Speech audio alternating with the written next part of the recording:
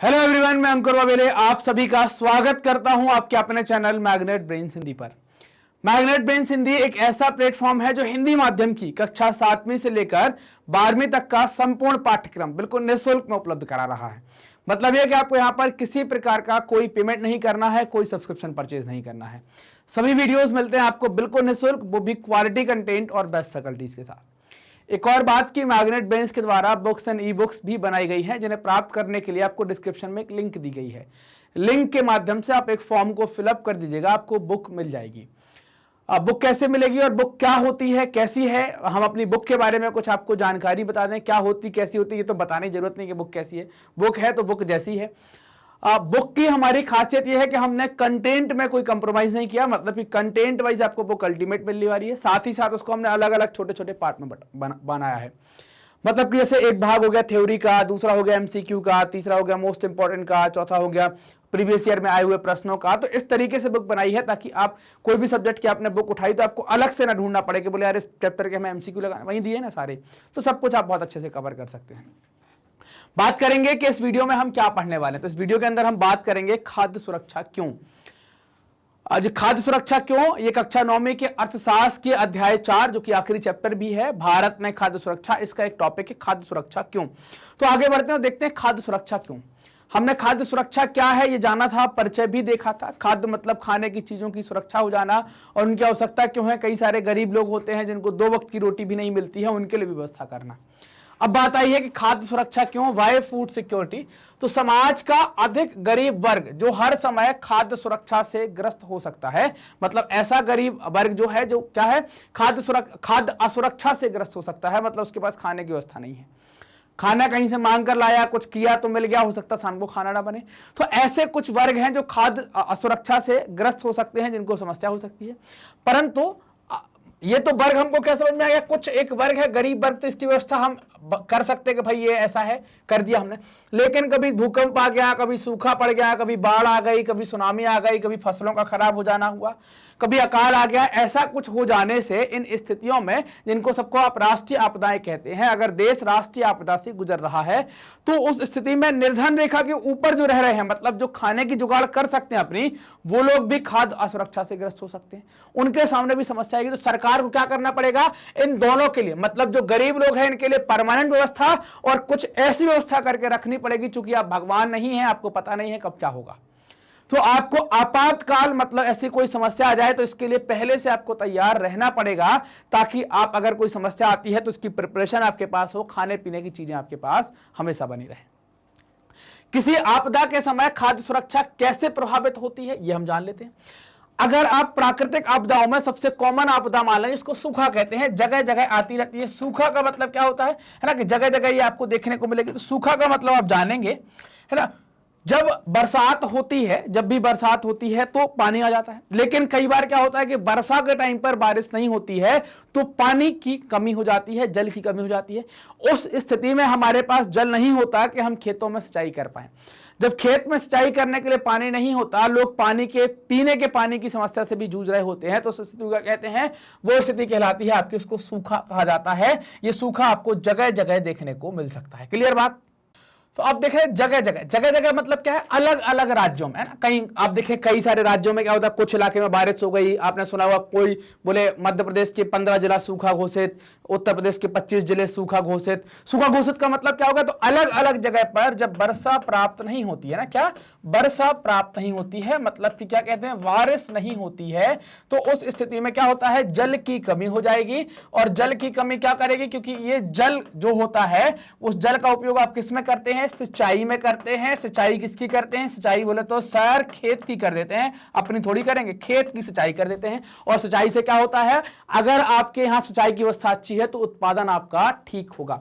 मतलब क्या होगा, सूखे के कारण खाद्यान्न की कुल उपज में गिरावट आ जाएगी। मतलब कि खाद्य असुरक्षा या खाद्य की कमी में सिंचाई या वर्षा भी एक कारण हो सकता है, कि वर्षा कम हुई इसलिए सिंचाई कम होगी, इस कारण से खाद्यान्न की कुल उपज में गिरावट आती है।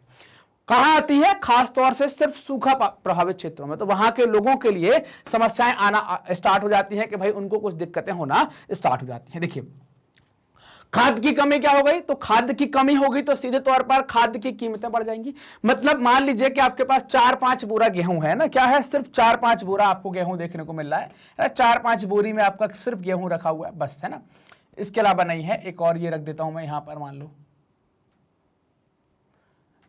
एक ऐसी छोटी सी रख दी, ये गेहूं हुआ है, इसमें गेहूं है आपका, इसमें गेहूं है, इसमें गेहूं है। अब अगर ये इतना ही गेहूं का उत्पादन हुआ और गांव भर में लोग हैं खरीदने के लिए, तो क्या होगा, लोग इसके दाम बढ़ा देंगे, मतलब उत्पादन गिरेगा तो इसकी कीमत बढ़ जाएगी।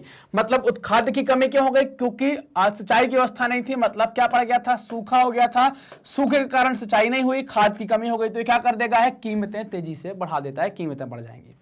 कुछ लोग ऊंची कीमतों पर खाद्य पदार्थ नहीं खरीद पाते, जो गरीब हैं या अति गरीब हैं, उनको उनके पास हैसियत नहीं है, उनकी आर्थिक क्षमता नहीं है कि वो खरीद पाए। अगर यह आपदा अधिक विस्तृत क्षेत्र में आती है या अधिक लंबे समय तक बनी रहती है ना, काफी लंबे समय तक बनी रहती है, तो भुखमरी की स्थिति पैदा हो सकती है ना। मतलब भुखमरी का मतलब समझ रहे हैं कि उनको भोजन नहीं मिलेगा तो लोग भूख से मरना स्टार्ट हो जाएंगे, तो भुखमरी की स्थिति पैदा हो जाएगी। और व्यापक भुखमरी मतलब बड़े स्तर पर लोग, ज्यादा बहुत बड़े एरिया में लोग भूखे होने लगे हैं, तो ये अकाल की स्थिति बन जाएगी। अकाल का मतलब क्या है कि अधिकांश लोगों के पास, 99% लोगों के पास खाने की व्यवस्था नहीं है और लोग इस कारण से मर रहे हैं। अकाल के दौरान बड़े पैमाने पर क्या होती हैं, मौतें होती हैं। तो क्यों होती हैं आप जानते हैं, अकाल पर मौतें इसलिए होती हैं, अकाल का मतलब हमने जाना कि खाने की कमी हो जाना, लोगों के पास भोजन ना होना, और भोजन ना होने पर क्या होता है कि लोगों को अकाल मतलब मौत का सामना करना पड़ता है या मौत की तरफ जाना पड़ता है। भुखमरी और दूषित जल या सड़े भोजन के प्रयोग से फैलने वाली महामारियों तथा भुखमरी से उत्पन्न कमजोरी से शरीर में जो रोगों के प्रति प्रतिरोधक क्षमता होती है वो घट जाती है। इन सब कारणों से लोगों को शरीर क्षीण होता है और मौत की तरफ बढ़ जाते हैं। इस कारण से अकाल से मौतें होती हैं। भारत में जो भयानक अकाल पड़ा था वह 1943 का बंगाल का अकाल था। 1943 में अकाल पड़ा था ऐसा।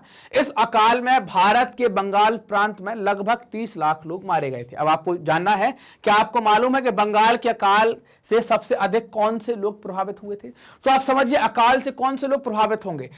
गरीब होगा और मध्यम वर्गीय होगा। कौन होगा? मध्यम वर्ग, गरीब और मध्यम वर्गीय प्रभावित होगा।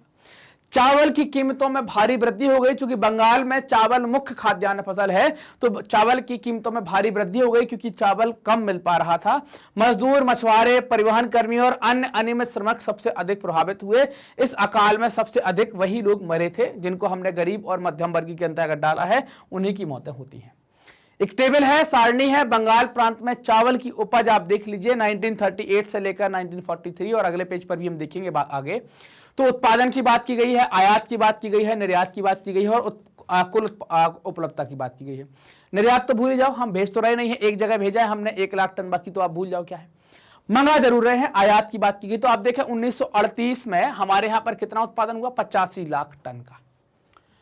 तो उपलब्धता भी कितनी होगी? 85 लाख टन की। और अगर आप देखें 39 में कितना हुआ? थोड़ा सा घट गया है ना, थोड़ा सा घट गया, तो कितना हुआ? 79। तो मंगाना कितना पड़ा? 4। 1940 में कितना हुआ? 82। मंगाना कितना पड़ा? 3, ताकि 85 मेंटेन कर पाए। 41 में बहुत ज्यादा घट गया, 68। 2 मंगाया, कुछ स्टॉक पहले से पड़ा होगा हमारे पास। अब 42 में आए तो हमारे पास उत्पादन ज्यादा हो गया, तो हमने 1 लाख टन को निर्यात भी कर दिया। फिर आप देखिए 43 में हमारा उत्पादन ठीक है और हमने आयात भी किया थोड़ी सा 3 के आसपास। तो इसका मतलब क्या हुआ कि हमारे पास उत्पादन ठीक हो रहा है, लेकिन हम बाउंड्री पर ही, थोड़ी सा भी कम होता है तो आपने देखा है, थोड़ी सा भी बाउंड्री से कम होता है तो हमें आयात करना पड़ता है। हम इस स्थिति में नहीं है, हम इतना नहीं उगा रहे हैं कि बहुत ज्यादा हो हम निर्यात कर पाए। मतलब जितना उगा रहे हैं वो हमें सब रखना पड़ रहा है ताकि उपलब्ध हो सके समस्याओं के दौर में। 2 फोटो आपकी बुक में दी गई है, चित्र 4.1 और 4.2। आप देखें 4.1 पर राहत केंद्र पर भुखमरी से पीड़ित लोग। ये वो लोग हैं जब बंगाल में अकाल पड़ा, तो आप देख पा रहे हैं इनका शरीर, आप देख रहे हैं ये पसलियां ऐसी बनाई गई है, कपड़े नहीं है इनके पास पहनने को, सेविंग करने के लिए कुछ नहीं है ऐसे। मतलब आप देख पा रहे हैं कि भुखमरी से पीड़ित लोग हैं जो राहत केंद्र पर गए हैं इस आशा में कि यहां पर शायद 2 वक्त की रोटी या 1 वक्त की ही मिल जाए, कम से कम जिंदा तो हम रह पाए।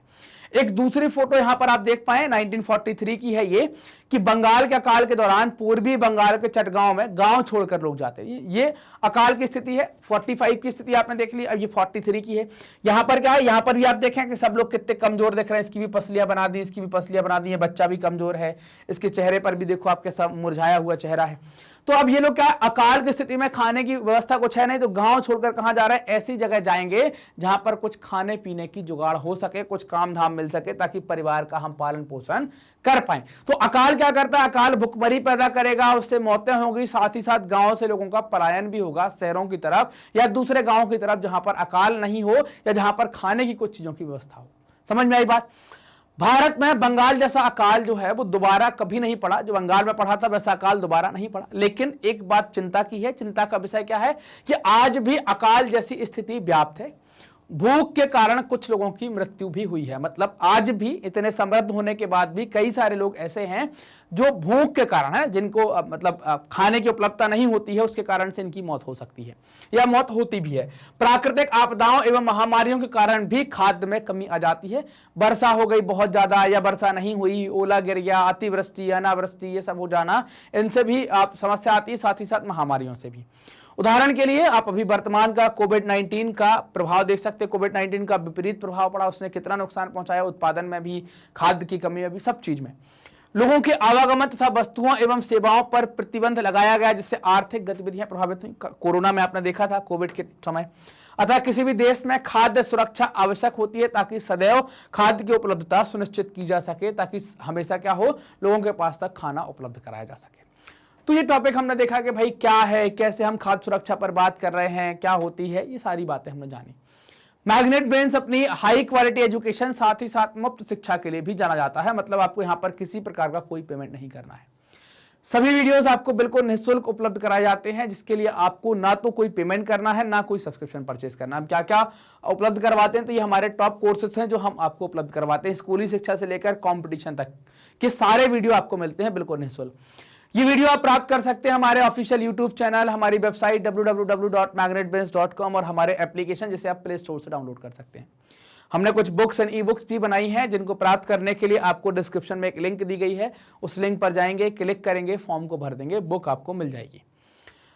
आप हमसे कनेक्ट हो सकते हैं यूट्यूब, फेसबुक, इंस्टा, ट्विटर और टेलीग्राम के माध्यम से। ये वीडियो आप देख रहे हैं मैग्नेट ब्रेन्स के Hindi channel magnet brains Hindi medium पर, तो चैनल को सब्सक्राइब कीजिए, वीडियो को लाइक कीजिए और दोस्तों के साथ जरूर शेयर कीजिए। कमेंट सेक्शन में अपने डाउट पूछिए, साथ ही साथ आपको ये वीडियो कैसा लग रहा है इसके बारे में भी आप लिख सकते हैं। धन्यवाद।